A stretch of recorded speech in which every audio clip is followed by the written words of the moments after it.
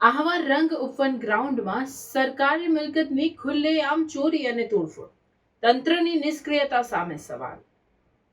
ડાંગ જિલ્લાના વિકાસ રસ્તે દોડવા લાગ્યા.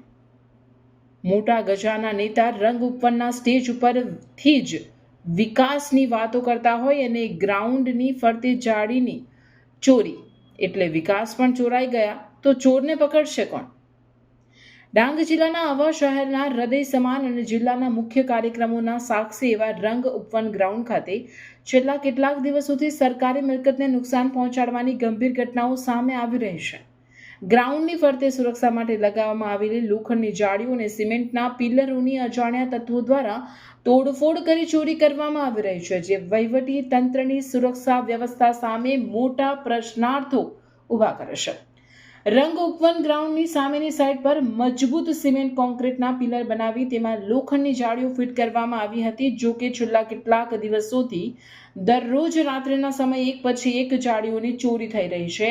એટલું જ નહીં, આ તસ્કરો એટલા બેફામ બન્યા છે કે જાળીઓ કાઢવા માટે સિમેન્ટના પિલરોને પણ તોડીને નીચે ગબડાવી દેવામાં આવ્યા છે.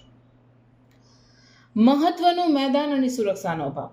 નોંધનીય છે કે આહવાનું આ એકમાત્ર એવું ગ્રાઉન્ડ છે જ્યાં ડાંગ દરબાર જેવા ઐતિહાસિક અને સાંસ્કૃતિક ઉત્સવ ઉજવાય છે.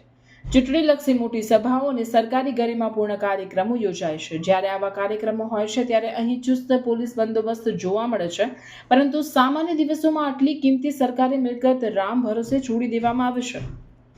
આગામી 26 ફેબ્રુઆરીની આસપાસ ડાંગ દરબારનો ભવ્ય ઉત્સવ યોજાવા જઈ રહ્યો છે, ત્યારે અત્યારથી જ ગ્રાઉન્ડની આવી દુર્દશા ચિંતાનો વિષય છે.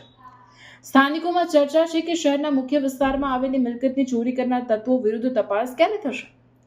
શું આ કિંમતી જાળીઓ વેચનાર અને લેનારાઓ વિરુદ્ધ કડક પગલાં લેવાશે? જો દરરોજ ચોરી થતી હોય તો જવાબદાર અધિકારીઓ કેમ અજાણ છે?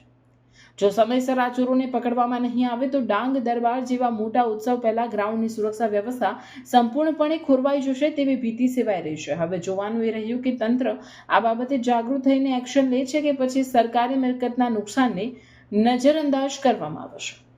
રિપોર્ટર રમેશ માહલા, ડાંગ.